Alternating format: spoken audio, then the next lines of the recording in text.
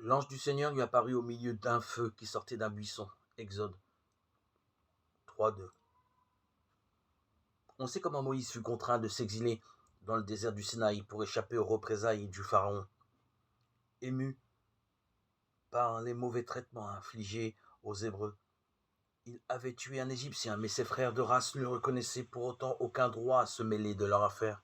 Le voilà donc berger dans le désert, mais cette disgrâce momentanée devait être pour lui l'occasion de sa rencontre décisive avec Dieu.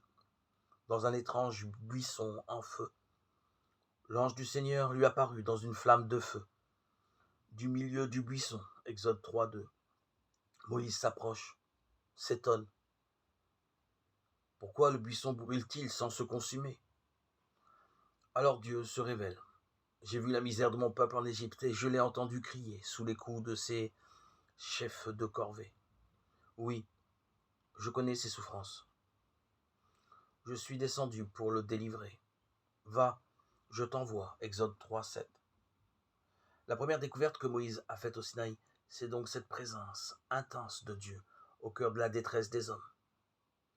Il est le compatissant, le miséricordieux, c'est-à-dire littéralement cœur ouvert à nos misères, cœur qui prend parti pour ceux qui sont dans la misère. Moïse, dont le premier réflexe a été de se voiler le visage, comprend alors qu'il n'y a pas à avoir peur, bien au contraire. Il aura retenu pour toujours cette révélation surprenante, inattendue.